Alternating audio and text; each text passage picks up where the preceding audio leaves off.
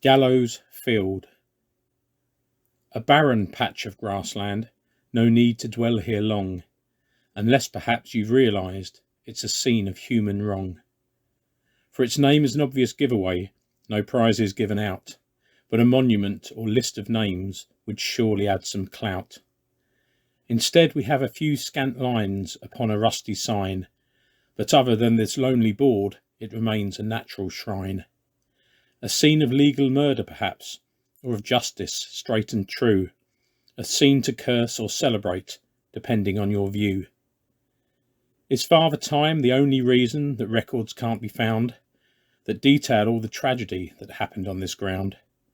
Or is it simply just the case that no one really cared, and didn't feel such trivia was something to be shared? Did a sadist choose this fallow field due to the passing road? Or was it just the cheapest plot that the local lord had sold? Was the soil enriched by blood and bone and human flesh so pure? Were the parish plants carnivorous and keen on meat manure? Did a craftsman stand amidst the heather and build the platform high, knowing that their handiwork would turn each passing eye? When paid in silver, did the carpenter have blood upon his hands? Did hungry ravens spy the structure and change their nesting plans? Did the baying crowd prefer the fun of the ducking stool nearby, or the dry, humid entertainment of a body hanging high? Did anyone challenge the crooked judge and his clear, unjust decree? Did conscience ever see the light and set condemned men free? Did anyone really give a damn about these wretched souls, who, when cut down, were simply thrown into unmarked shallow holes?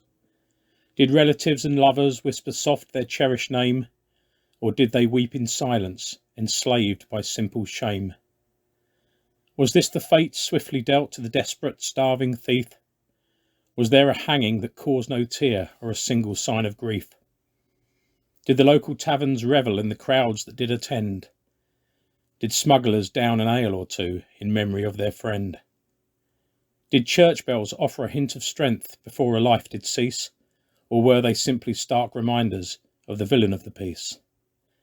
Did steeples point to a better place the condemned were due to find, or were they just a sharp reminder of the love they'd leave behind? Was poverty the major crime of those found buried here, or did the primary cause of death mutate from year to year? Was treachery a constant thorn in the side of those condemned?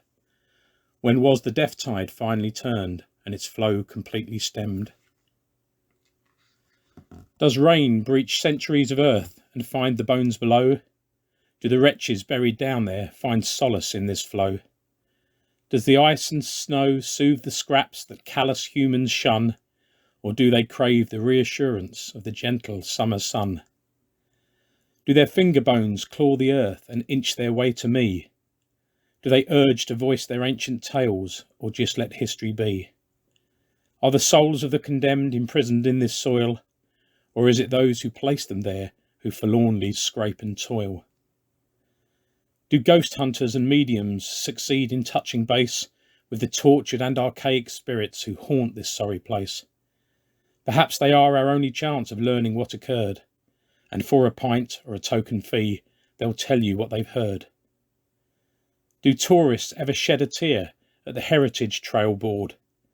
Do they tread with care and due respect upon the buried hoard? Will the horror of this forsaken field inflict a mental scar, or will it escape their memory by the time they reach their car?